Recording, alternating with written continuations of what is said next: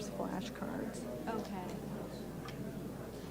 Do you want to, you don't want to put Do them? these have to go in? This is what I just spent 10 minutes trying to God. rearrange for the sheriff. Yeah, that could work. As long as that's not going to get moved, that works for me. Yeah. Perfect. Thank you.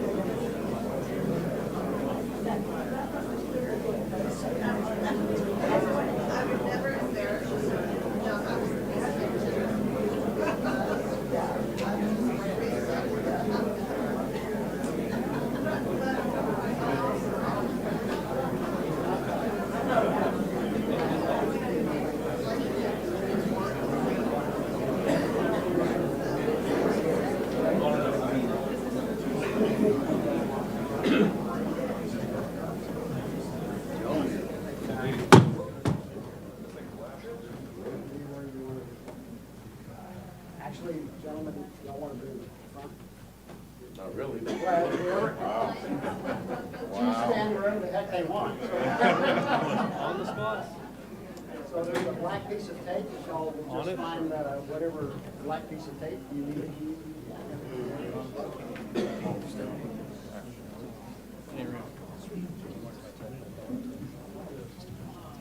We will just be a few more minutes, folks. Thanks for your patience.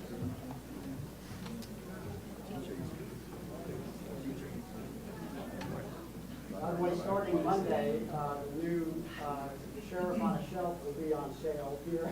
Sheriff's office. And it is actually a talking Grady on the shelf. So you squeeze his chest and he says, "Come on, girl." And a few other things. You'll be entertained. So we'll start on Monday.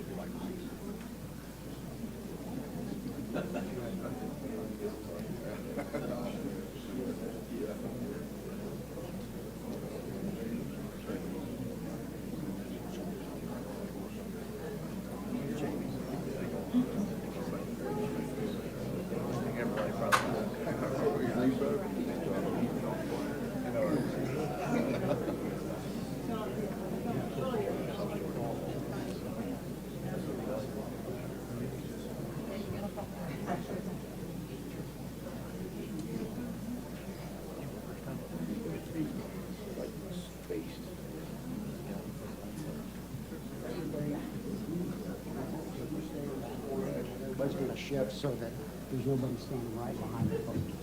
So, yeah, if you, so if y'all will just shift.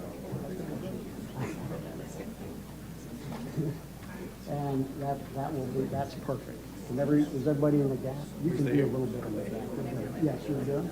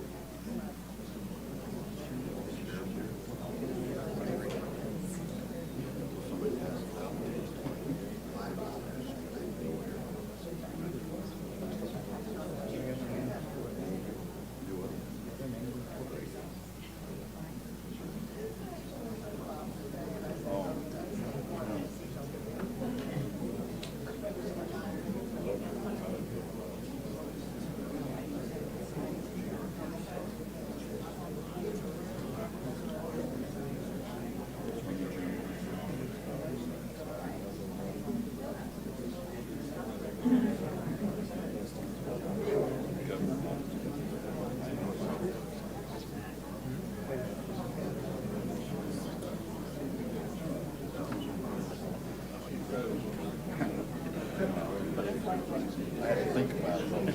That's the sad part.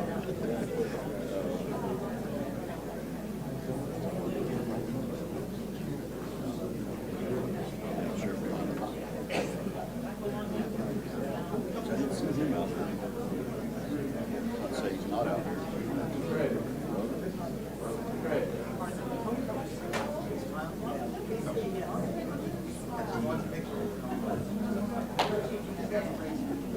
step off the stage.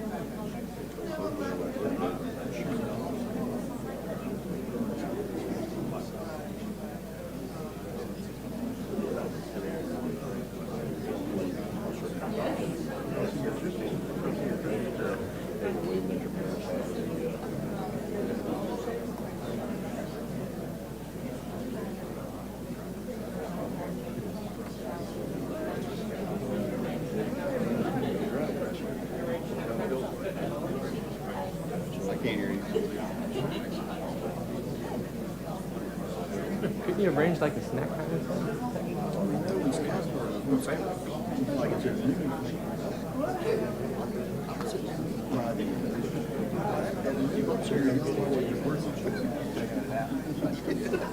I'm serious.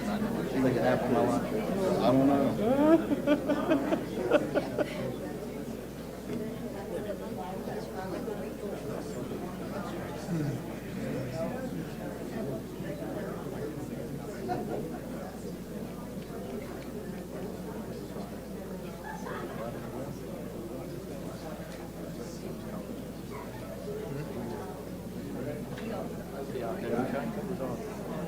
Well, you know, my whole life.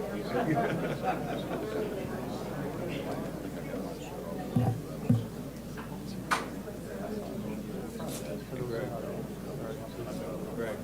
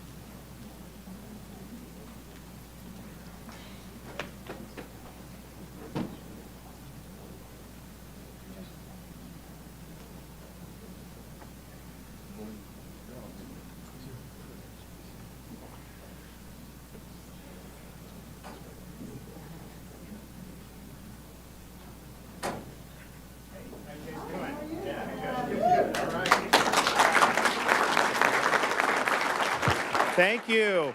It's great to be back in Polk County. Still growing county, I'll tell you that. It's unbelievable. I want to thank everyone for being here. Thanks for the Sheriff's Department for hosting us. Thanks, of course, we're joined by the Sheriff here, Grady Judd. We're also joined by our Attorney General, Ashley Moody. We have two of our state attorneys from the central part of the state, Andrew Bain from the 9th Judicial Circuit and Susie Lopez from the 13th Judicial Circuit. That's Orlando and Kissimmee, and then Tampa for Susie.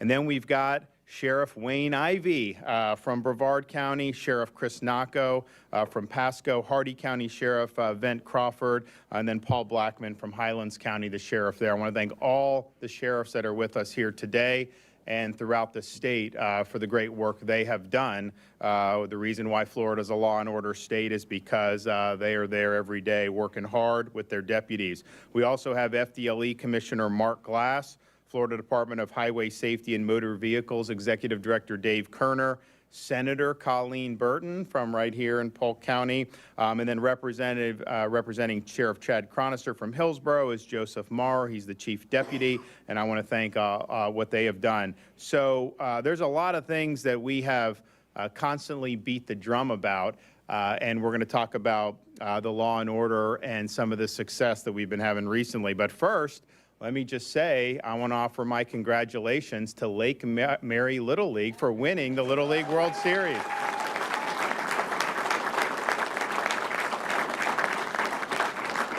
We've had very rich baseball, Little League, high school ranks all the way through in Florida for a long time. They are the first Florida team to ever win the entire Little League World Series championship. And so we offer our congratulations to that. They made everybody here in Florida proud. We were not as lucky in Dublin, Ireland when Florida State played Georgia Tech this weekend.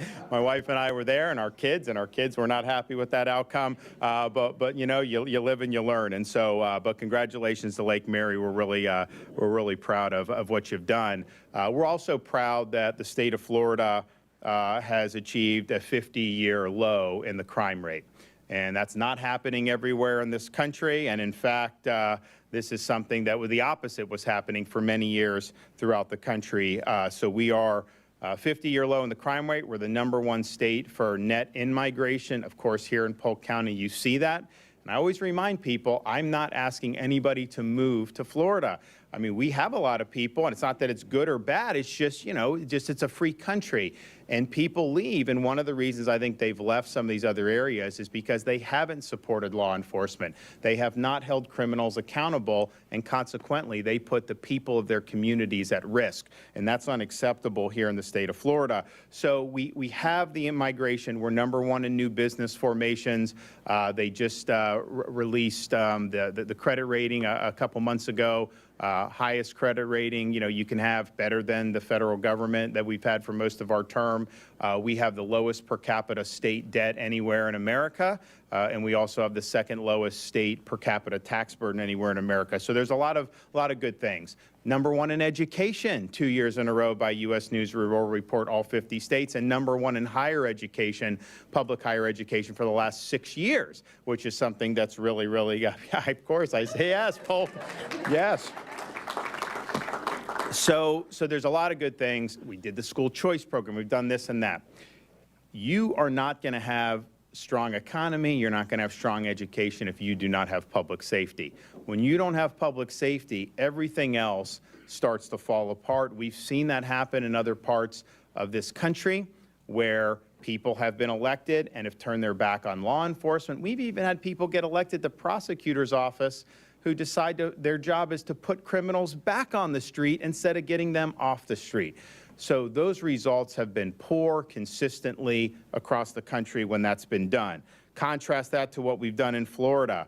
When we saw the movement to defund the police a couple years ago in response to the BLM riots, not only did we not do that, we passed legislation prohibiting local governments from defunding the police. We want to guarantee people are going to have the resources they need in their local communities to keep the community safe. We also increased penalties for people that riot and loot and engage in mob violence. Most of these other places around the country at that time, they were giving these people a slap on the wrist. Well, what do you think is going to happen? They're going to do it again.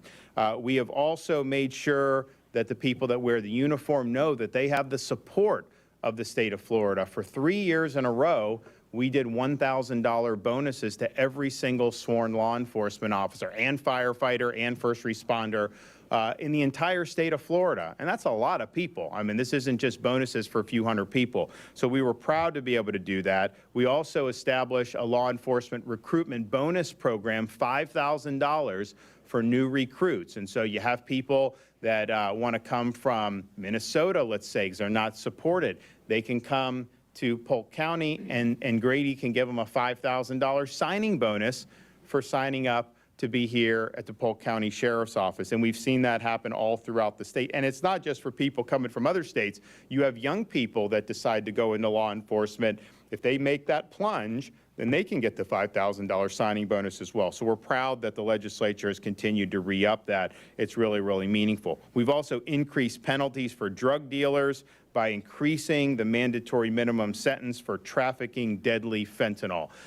We've also recognized that this problem has been exacerbated by the open border that we've seen over these last 3.5 years. Every state has now become a border state. We have sent Florida resources to help Texas stem the flow because it does impact our communities. The drugs don't just stay on the southern border, they come all across the fruited plain. And perhaps most significantly, we have made clear that people that are charged with enforcing the law in the prosecutor's office must abide by the law. They do not have the right to pick and choose which laws they are going to enforce, and they do not have the right to grant criminals a get-out-of-jail-free card. If you look at the problems around this country, there's a lot of bad policies that have gone into it, but every time these prosecutors have gotten in and decided they're not going to prosecute, you've seen people get hurt. You've seen criminals rule the roost, and you've seen society decay. So we're proud to have our priorities straight here in the state of Florida. You see that in the expectation of safe communities all up and down the state. Now, some of the things that we've done more recently, we're starting to see that those bear fruit as well. So one of the biggest problems that we deal with as a state and in every community is the fentanyl epidemic. And there's a lot of different ways you deal with it. We've worked hard on education, particularly in the schools, to let students know, you take some drug off the street. If that has fentanyl laced into it, that could be all she wrote. This is very, very deadly. We've also enacted a program called the CORE Network, Coordinated Opioid Response Network, that tries to help people who are addicted to opioids and get them on a pathway where they can actually live and be productive members of society. And as a result, we've actually had a decrease in overdose, which very few states are having. But as important as that is, the education, trying to push down on the demand, helping with the treatment, you have to hold people accountable who are trafficking in this poison.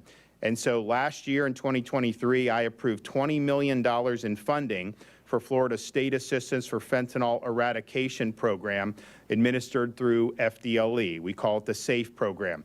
The SAFE grant makes it possible for local agencies to conduct large-scale drug trafficking investigations, shutting down complex organizations across the state. It provides money for local law enforcement agencies to be used in these fentanyl trafficking investigations for training as well as for investigative supplies. And so how have law enforcement agencies across the state responded? They've made a big impact. January of this year, here in Polk County, the Sheriff's Office utilized SAFE to arrest 11 suspects trafficking in fentanyl and cocaine, and they seized 8 pounds of fentanyl. That's a lot of fentanyl. That could kill an awful lot of people. March of 2024, Santa Rosa and Escambia Sheriff's Offices, working alongside their federal partners, seized fentanyl, handguns, prescription pills, and held those perpetrators accountable. FDLE in April of 2024 worked with both Seminole and Palm Beach counties to engineer the arrest of nearly 40 drug traffickers. That same month, Fort Myers region successfully seized massive amounts of fentanyl and cocaine and MDMA, as well as major weapons caches. So on and on it goes. We see where these funds are helping these investigations go to the next level, and they're bringing these people to justice. When you're talking about fentanyl, you are talking about people that are dealing in death. You're talking about people that are dealing these drugs knowing that people are going to end up dying as a result of taking them, and that is unacceptable. And we believe in the state of Florida that the people trafficking in fentanyl should be treated like the murderers that they are. And we are going to throw the book at them, and we're going to give law enforcement the resources so that they can hold them accountable. If you look at what we've been able to do just with safe funds, we have seized close to 70 kilograms of fentanyl, as well as over 60,000 pills of fentanyl. That is enough fentanyl to kill 33 million people. State of Florida has 23 million people. So that is an awful lot of hazardous substances that our law enforcement has been able to interdict. And I can tell you that if it weren't for those funds and some of the success, that you would have had more people die from fentanyl overdose. There's just no question about it. Now, because this grant has been successful, I have approved an additional $8.5 million in this year's budget to continue its operation for a second year. We're going to do all we can to protect the people of Florida, but particularly young people, our kids, our grandkids, from the scourge of the fentanyl epidemic. And you don't have to look very far and wide in our society today to find a parent who has lost a son or daughter because of fentanyl overdose. It is ravaging communities all across the country. Now, why is this happening to the extent it is? Well, there's a lot of factors, but this border issue has been a huge source of the drugs that are coming across there. And, you know, sometimes the media will say, well, some of the drugs are coming through the port of entry. They're not coming illegally. Like, first of all, when you have chaos at the border, you're not going to be able to do the port of entry as efficient as you would if you had what you want is a secure border where then you can focus all your resources on the points of entry. But that's not what we have now. We have chaos and we have lawlessness. So of all the states in the country, Florida has worked hard to fight back against illegal immigration and against the border crisis. We've done things to ensure a legal workforce, like doing e-verify requirements so that legal people can work, but that we're not having illegals come in and work. We've also required hospitals to collect and report health care costs for people that are here illegally. And what that's done is that's caused the amount of money that is spent. Because, you know, if someone comes to the emergency room, you have to treat them. A lot of this is Medicaid money. It's caused that amount of money spent to plummet by 50%. Because we're being serious about making sure that the services are there for people that actually have a right to be in this state and to be in our communities. And so we've really helped curb the drain on medical resources by being very strong about this. And then, of course, my first year as governor, we banned sanctuary cities in the state of Florida. Now, at that time, we were worried about a sanctuary city defying federal law under the Trump administration. Now, you have the federal government that's turned the whole country into a sanctuary country, and they don't enforce the law, so it's a little bit different, but we were right to ban sanctuary cities, and we will never allow Florida to become a sanctuary state. We have strengthened penalties for people that come here illegally and commit crimes. We've also made sure we don't issue ID cards, driver's licenses to people here illegally. We don't allow counties or municipalities to do it, and we don't allow private organizations to do it, because that's what they started doing. They'd have some group just issue these ID cards for people here illegally. We don't do that. We don't recognize any of that, and we don't recognize ID cards, driver's licenses for illegal aliens from places like California, which they print those like hotcakes. They give them benefits. They do all this stuff. That's not the way it works here in the state of Florida. So we're proud of taking those actions. I think it's been meaningful overall. There's a whole host of issues that take place when you talk about illegal immigration in addition to just the fentanyl. But I've met with angel moms who've lost sons or daughters to illegal alien crime. And, the media will sometimes say, oh, well, they're not committing a lot of crimes. First of all, I don't think that that's true. But even if whatever number it is, every crime perpetrated against somebody here in Florida or in the United States by somebody here illegally is by definition a preventable crime. Because if you had just enforced the law and had secure of your own sovereignty, that crime would never have happened. So it is important, and we're leaning in on that. I also want to recognize the two state attorneys that we have here today. This stuff can go sideways very quickly. And in Hillsborough County, it's a major growing part of our state, the Tampa area. Susie Lopez, I mean, she had served as the assistant state attorney for 15 years. She is working tremendously with law enforcement in that county. They are keeping people safe, and they are holding criminals accountable. If you look at Orlando, we had a situation where people are reporting to me what was happening under Andrew Bain's predecessor. You had people that were just routinely let out back on the streets who were very, very dangerous. You had a fella in March of 2023, Dayton Viel. He was arrested for sexual battery on a minor, as well as lewd and lascivious molestation. That arrest was made while he was already on probation for another offense, and yet he was let out on bond and thereafter shot 2 Orlando police officers. November of 2022, 17-year-old Lorenzo Larry shot and killed his pregnant girlfriend. Larry had previously been arrested in May of 2022 on several charges, including carrying a concealed firearm, possession of a firearm on school property, and criminal possession of a firearm by a minor, but he was released after all of those arrests.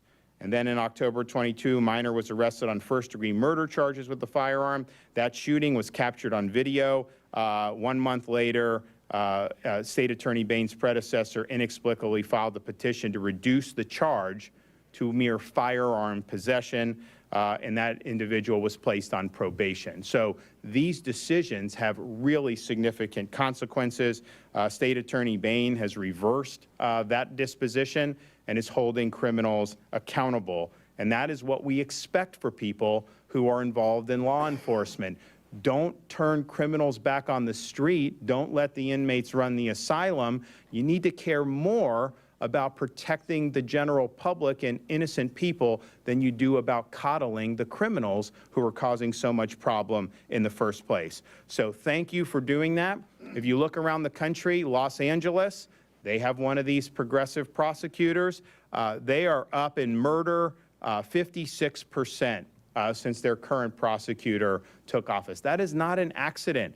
That is a result of policies that are allowing the criminals to be put back on the street. Philadelphia, under their current progressive district attorney, murders and shootings climbed over 50% during this tenure. Again, this is not rocket science. When you put people back on the street who are dangerous, they are going to commit more crimes and reoffend. So we are standing with the prosecutors in this state who enforce the law. We're standing with our sheriffs and our police department who are doing the difficult work of bringing these really bad people to justice. I'm proud of the success that we've had with the SAFE program. I think it's interdicted a lot of fentanyl. I think it's saved a lot of lives. So for all the sheriffs that are here, Grady Judd and all his colleagues, thank you from me as governor on behalf of the people of Florida for the great work that you do. And so we're going to continue to do what's right for the state of Florida. We understand that, that law and order is the foundation of any type of success we can have as a local community, as a state, and eventually as a country. So you can count on us to stand for law and order. You can count on us to stand for what's right for the people of the state of Florida. And we will hold the bad guys accountable and bring them to justice. With that, I'd like to turn over the reins to our Attorney General, Ashley Moody.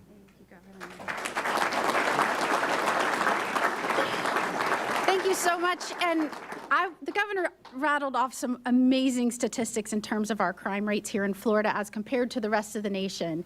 And behind us are a lot of sheriffs and police chiefs and those in the ranks. If you could just give them, as well as all of the law enforcement officers in Florida watching right now, a round of applause.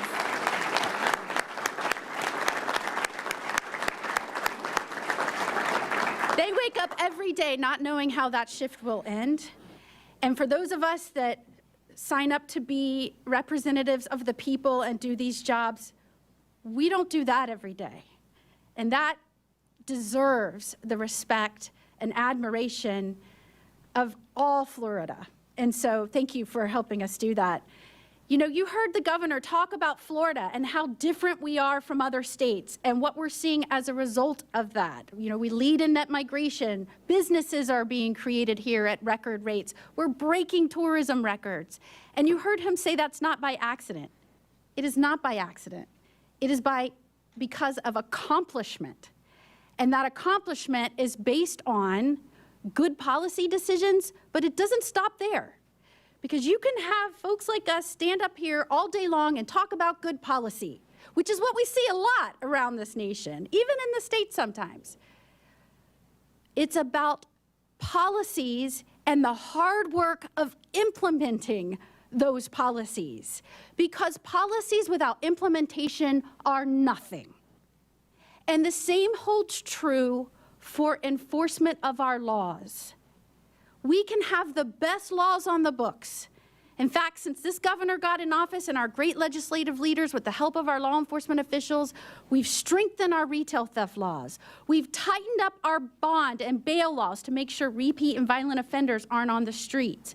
We've given more resources to law enforcement. We've done law after law to make sure we are proactive on some of the national trends as it relates to crime. We don't sit back and wait for it to infiltrate Florida. We're proactive in our laws and setting up a barrier and make sure it can't come into our state. But we can enact laws, but if they're not enforced by the men and women standing here and the prosecutors that take the arrest, take the baton from law enforcement and carry it through to conviction and putting criminals behind bars, if any part of that process breaks down, that is where you see a weakening of your civil society. That is where you see chaos in the streets. That is where you see protests allowed to go on and on and on, to where students take over buildings and things start burning. And what happens when they're arrested in some parts of the country? They go into jail, they get revolved right back out, and their supporters are waiting for them to give them a round of applause. That's what happens when you have laws on the books, but you don't have law enforcement that implements them, and you don't have prosecutors that carry it through to conviction. That is not the case here in Florida. People are very tired of scam politics. You know, I do a lot with fraudulent and deceptive trade practices as the Attorney General. People are tired of politicians and government officials standing at a podium and talking about how they protect their citizenry, they protect their states, they protect their cities, and then they do nothing to follow up that professing of supporting certain policies with implementing them to protect their people. You can look no other than Gavin Newsom, who was bewildered one time when people were fleeing with merchandise out of the store, and he said, I don't understand. We have the toughest retail theft laws in the nation. Laws are nothing if they are not enforced. I am so proud of two people standing up here today, Susie Lopez, who is the current state attorney in Hillsborough County, the 13th Judicial Circuit, and Andrew Bain, who's the current state attorney in the 9th Judicial Circuit. Both were judges. Both had a job where, let's say, they were protected by the bench, so to speak. And they were willing to give that up, to step up and say, we will not live in an area, in a jurisdiction, where people profess to want to enforce the law and be the top cop and be the prosecutor, and when it comes to laws they don't agree with, they just refuse to do that. They refuse to do the job. That is not a government by the people. And so I am so proud of them for leaving the comfort of the bench. I mean, the judges that are watching would disagree. They would say it's the hardest job in the world. And I was a judge for over a decade, so I can say this. They left that job that they probably worked their entire careers to secure and achieve. It is the pinnacle when you work in the legal profession. And now they are doing the yeoman's work of making sure the people's laws are carried out and enforced. And I am so proud of them for taking that step. They don't know what their future holds, but they did this on behalf of our state, on behalf of our citizens.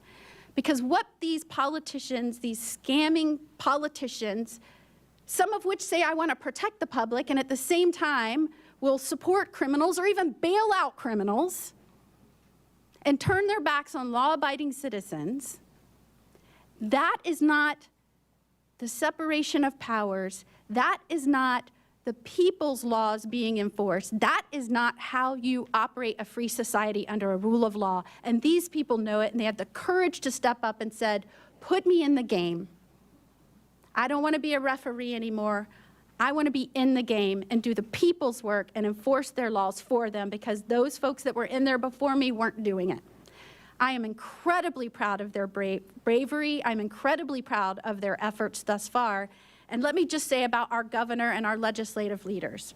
It is so refreshing to live in a state where you have someone that says, I want to enforce the law and keep our communities safe.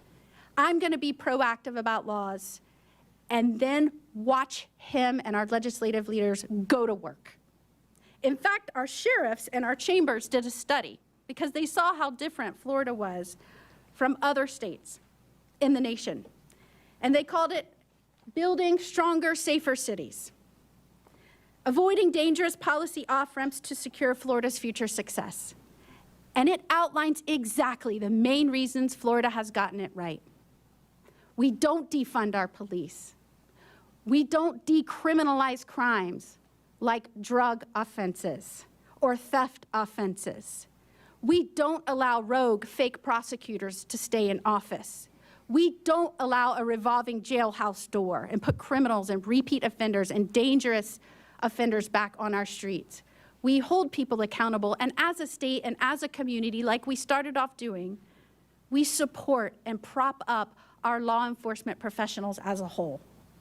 That's who we are, Florida. So I thank you for allowing us to be your representatives of the people and allowing us to make a stronger and safer Florida. Thank you so much. And I'll turn it over to Grady Judd.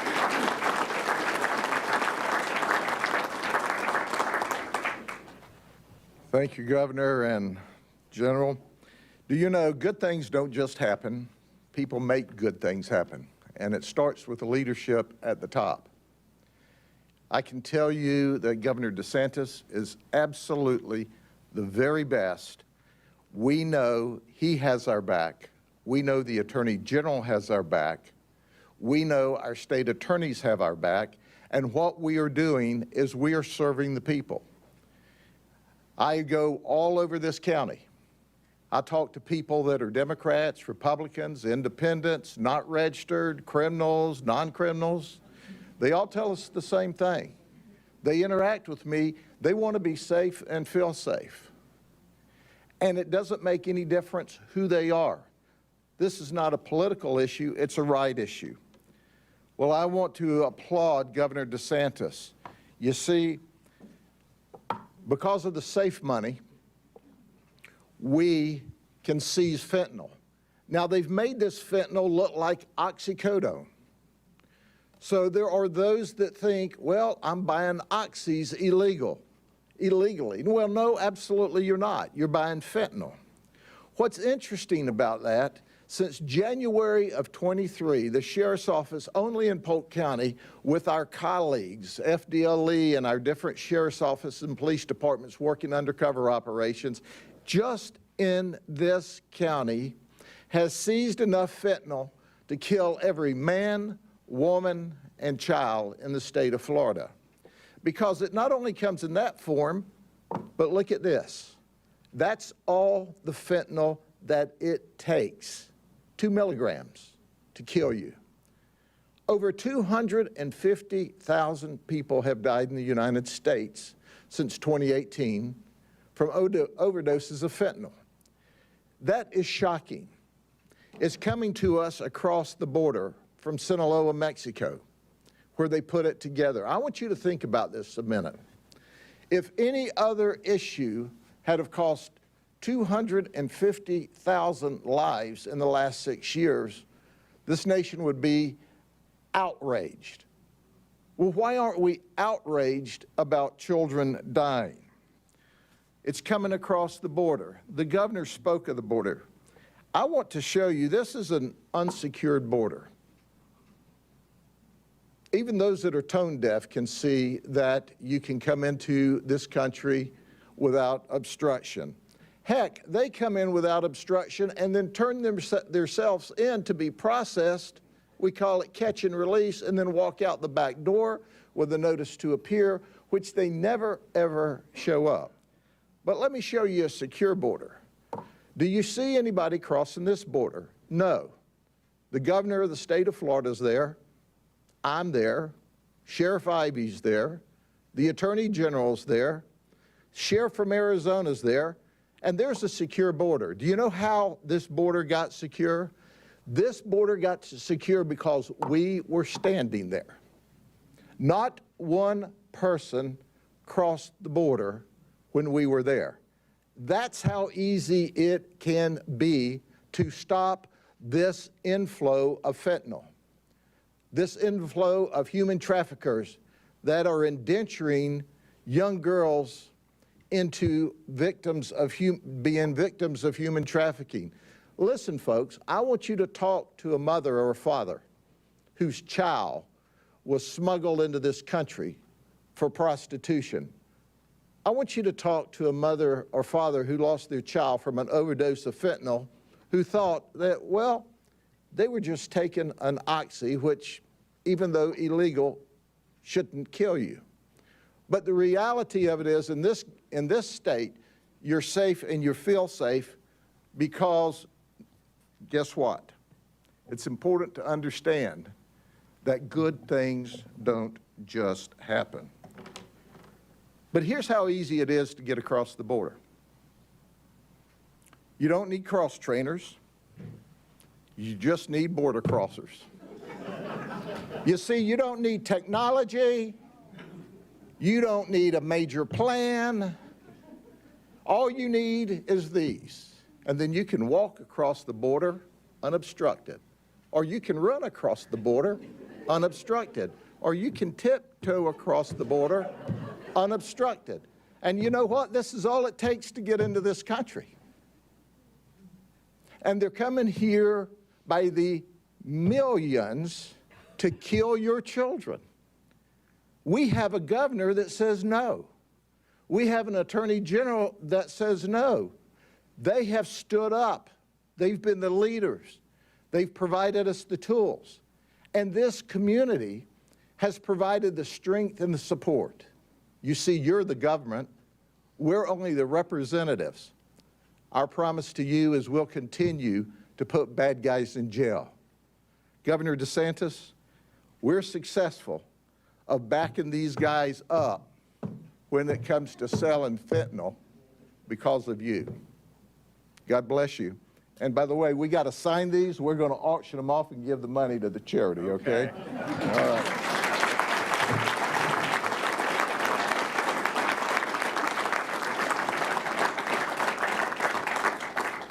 I mean, this isn't our first rodeo with Grady and press conferences. And so I always look to see what kind of props there. And I saw those shoes, and I'm like, what is he going to do with those? And sure enough, he did it. So, but I appreciate that. And just one thing, the Attorney General mentioned all the retail theft in California. The governor claimed, hey, they have the strongest retail theft laws in the country. Just so you know, he also claimed that California has lower taxes than Florida. And if you believe that, I got a bridge in Brooklyn I'd like to sell you. So now we're going to hear from our state attorney. So first, from Hillsborough County, Tampa area, we have Susie Lopez.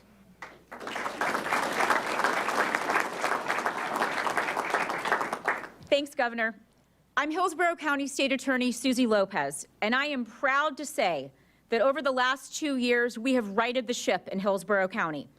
We've done that by repairing our relationships with law enforcement that were so badly broken under my predecessor. Our law enforcement officers used to arrest criminals, and they would turn back up on the same street, in the same spot, just a few hours later, committing the same crime. Why? Because my predecessor, Andrew Warren, didn't think those crimes were important enough to prosecute. If you don't believe me, ask the men and women in uniform in Hillsborough County.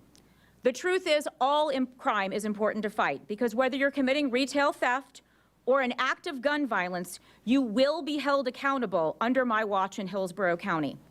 And the word has gotten out to criminals. They know there's no more Andrew Warren get out of jail free card. Our strategy of supporting law enforcement instead of criminals is working, and we have the numbers to back it up. There's been a lot of talk on Twitter in recent weeks about crime stats. The truth is, our community is a safer place than it was 2 years ago.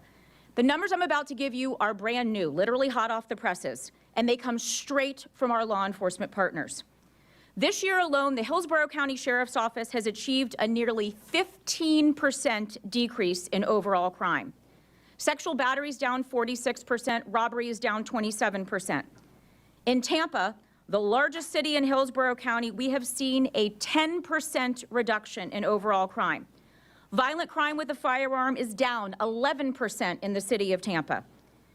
Now, these are some incredible numbers. And our community is safer because of the men and women who choose every day to put their lives on the line for you and me. We're also working together in the fight against fentanyl and the fentanyl crisis in Hillsborough County. One of my colleagues had a doctor's appointment this morning. She and the nurse were chatting, and the nurse asked where she worked, and she said she worked at the state attorney's office. And the nurse teared up and said that last year her son bought what he thought was a Xanax. You know how this ends.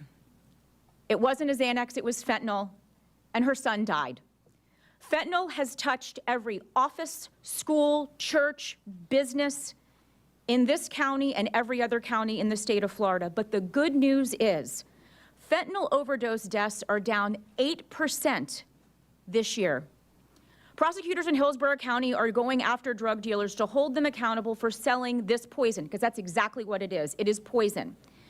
In fact, just a couple of weeks ago, this month, one of our prosecutors tried a case. It was a first-degree murder where the theory of prosecution was that the person who was charged, the defendant, sold fentanyl to someone who later died.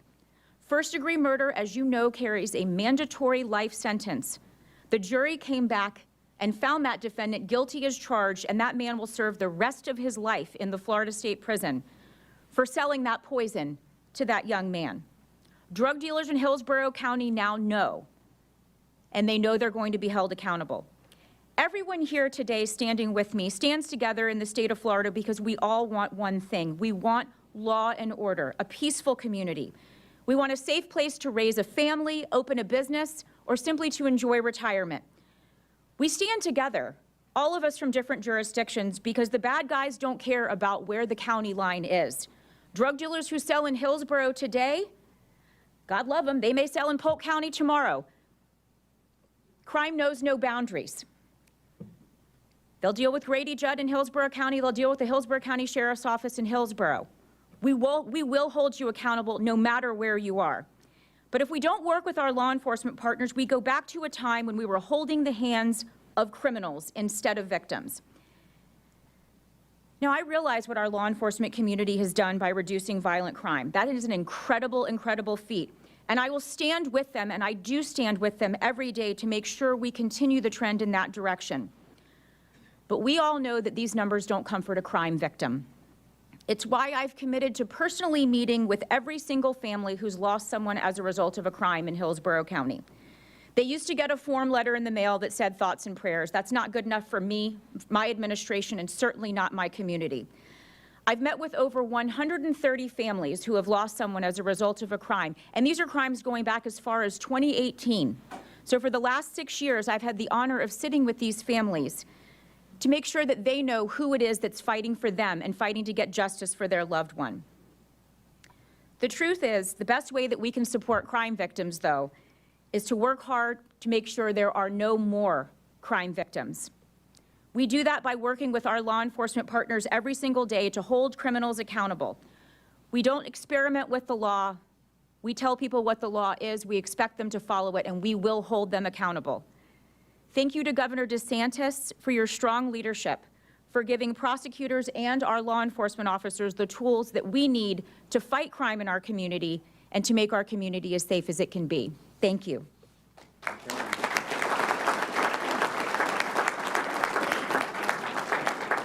Okay, State Attorney for Orange and Osceola Counties, Andrew Bain.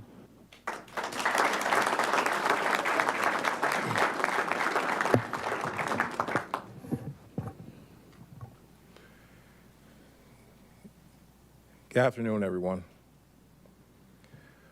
Carlos Pena, Samuel Frederick, Noah Polanco.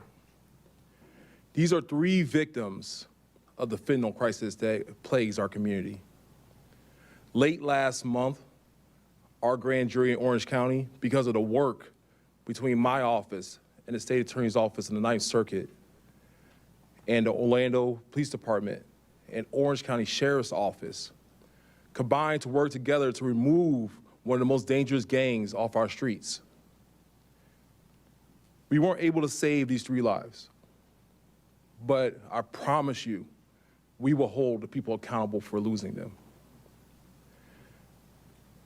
This drug is the most dangerous plague that we have seen since when I was a young child, when crack started taking over. It's even worse. It's being hidden not just in oxycodone pills, in candy. We've seen it in pencils. We've seen it all over our community. And we have decided to fight back. My office will continue to fight back. We will hold people accountable that decide to commit mayhem, murder, and endanger the lives of the people of the Ninth Circuit. They will face justice, and not my justice. They will face the justice that the people of this community has prescribed. Because the laws that we pass in our legislature are designed from the people. That's the beautiful thing about our country. There's no dictator or king assigning what is to be the law of the land. It is the people and their representatives that send them to Tallahassee that decide what the law of the land is. And my job, unlike what the governor has, is not to veto that law. My job is to enforce that law. My job is to hold the people accountable that harm the people in our community. And we have done that. We'll talk about stats. We talked a lot about numbers, but it doesn't, again, deal with the victims. The victims don't care about our numbers. When I go to meet with a family that's lost their child, when I go to meet with a family that their child has been abused or is human trafficked, when I meet with human trafficking victims, when I meet with the various people that are harmed by the people that want to do harm in our community, that are dangerous in our community, they do not care about our crime stats. They only care that there's somebody there that's going to fight for them. And it's going to fight for them every step of the way. And I'm so proud of the law enforcement agencies that are in our circuit. From the sheriff's offices, to the police departments, to our state partners with FDLE, and even our federal partners that have stepped up from the Department of Homeland Security and the FBI to help us fight this epidemic. And I'm thankful for the leadership of our state, because that's what allows us to do this job that we love so much. I'm thankful for General Moody, because she pointed out a thing that it's hard for me to express to people. Both Susie and myself gave up our dream. And some people will say, well, it's because the governor told you to do it.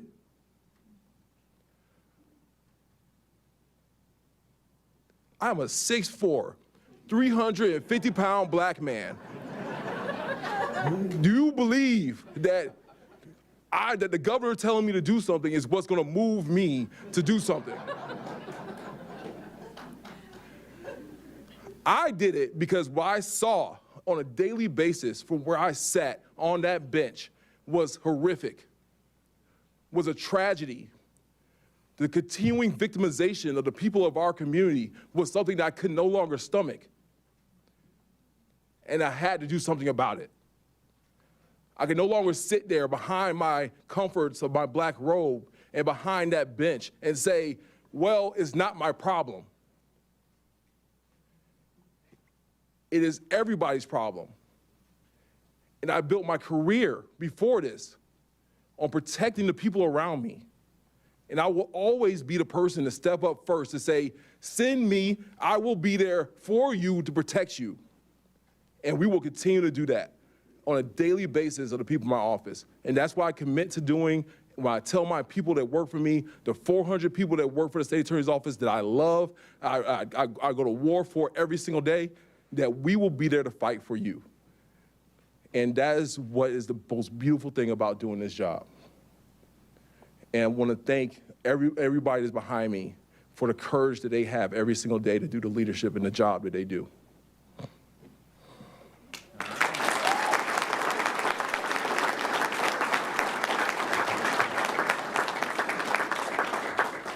And just for the record, that's 6'4", 300+ pound frame. May not make a huge difference as state attorney or not, but he was one back in the day a defensive lineman at the University of Miami. And so is he, you got a prediction for Saturday's game? Okay, all right. We have Miami playing at Florida this weekend in the Swamp, so it should be a good one. One final point just about, because we have these state attorneys, and you have Susie's obviously in Hillsborough County. That's the entire circuit there. Andrew Bain has Orange and Osceola. We have some state attorneys that have even more counties. Some, we have a bunch that only have one, Palm Beach, Broward, whatnot. It's not just an issue for whatever that one county is, because if you have a prosecutor in, say, Hillsborough that's releasing criminals back on the street, you don't think that's going to impact what Grady's doing in Polk County? Of course it will. You have somebody in Orange County releasing on the street. You don't think that's going to end up affecting people like Wayne Ivey over in Brevard? Yes, it will. And especially Polk, you're sandwiched in between these two judicial circuits. It's really important that we have uniform enforcement of the law all up and down the state, but particularly up and down this I-4 corridor. So everyone that's been involved, thank you for your efforts. It has paid off. There's a lot more work to do, but we are not going to let Florida go down the road of some of these places like has happened in Baltimore and Philadelphia and Los Angeles. We are going to maintain our commitment to law and order. And with that, I'm happy to take a few questions. Yes, ma'am. Sure.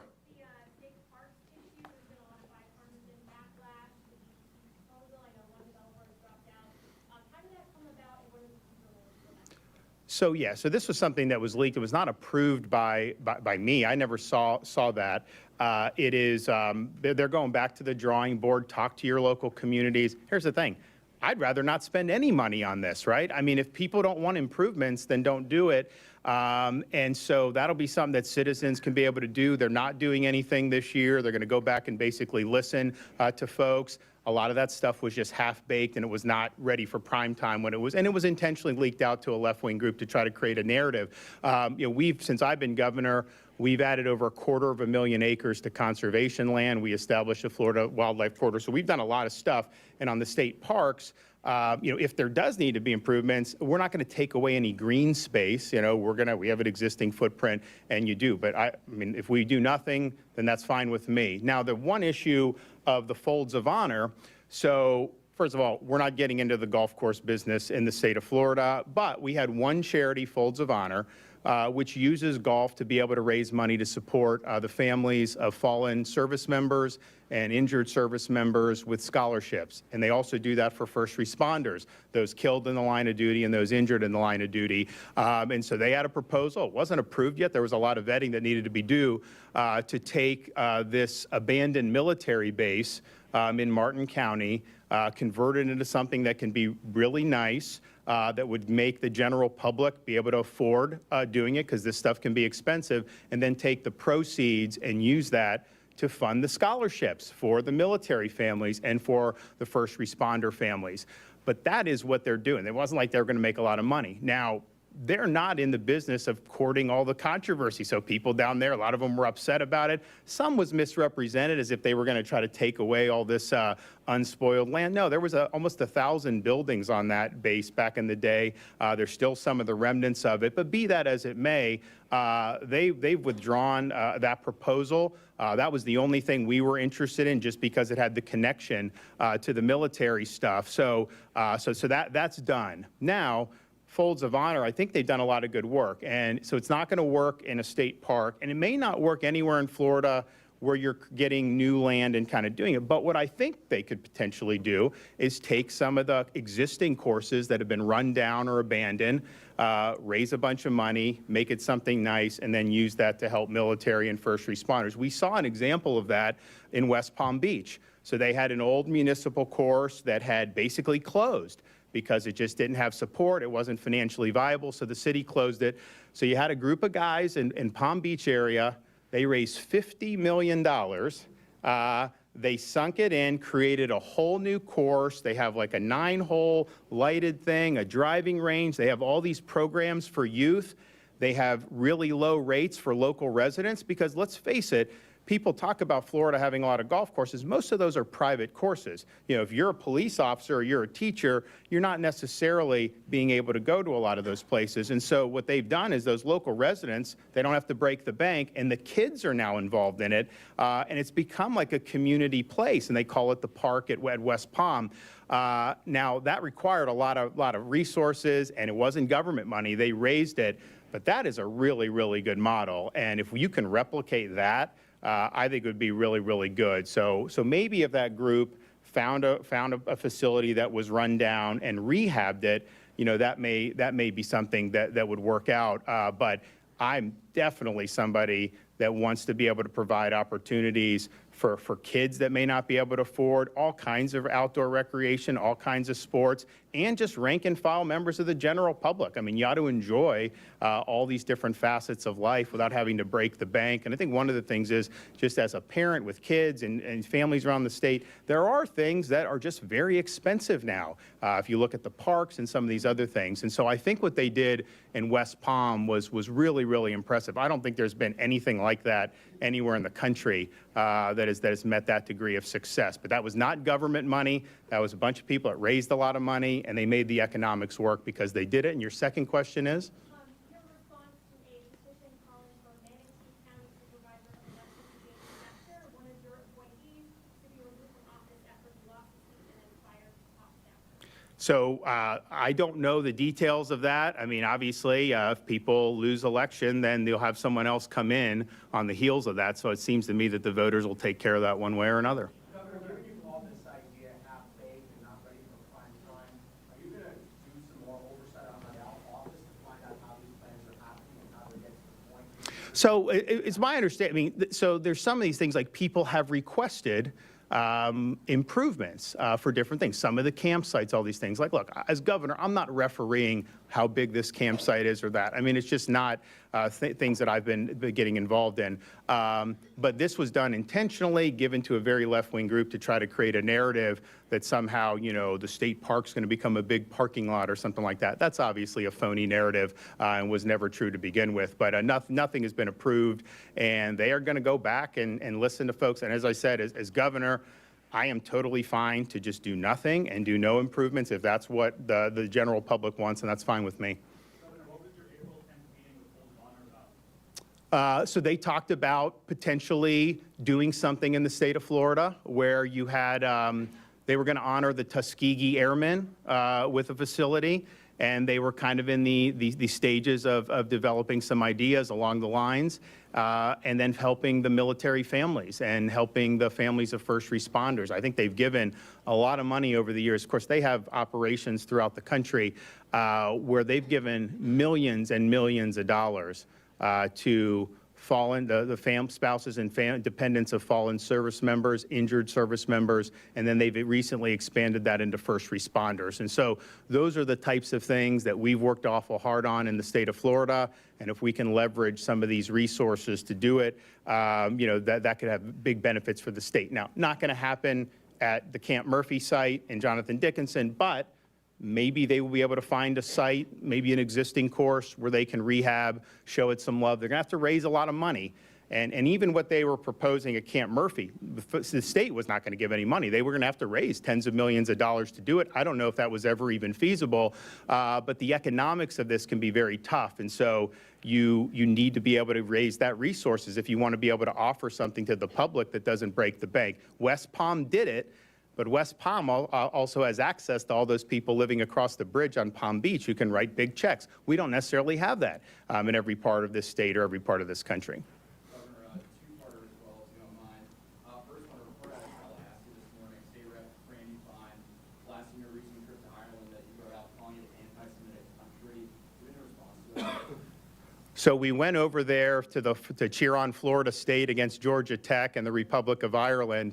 And all I will say to that is I think about just every lobbyist in Tallahassee made that trip. So is Representative Fine going to stop taking the money from all the lobbyists like he's been doing? I'd like to see his answer to that. And then, I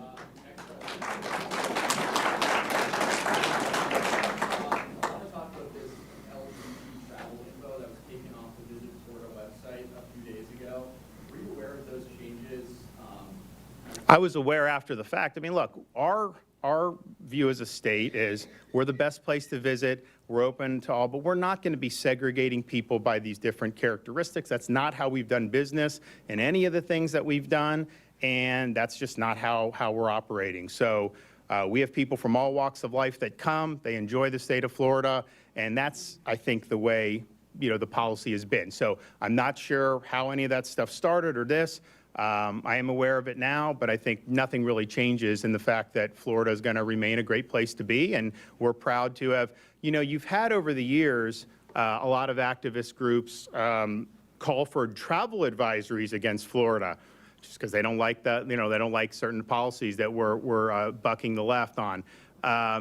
And as they've done that, I think we've continued to set tourism records. So, in fact, the second quarter, we had the largest second quarter that we've ever had in the history of the state of Florida. So we keep doing that, even as, you know, it's not like the economy nationwide is all peaches and cream, and yet Florida continues to be a really big engine. So we're proud of that. We're going to continue to be a great place for people to come and visit. Governor, in June, the cabinet approved a land swap of 300 acres of state forest land in Cabot Citrus. What was that deal about? I think it was that we were getting better conservation land for that. So they gave us conservation land and we gave them less desirable land. So that land will go into conservation as part of our efforts. All right, thanks everybody.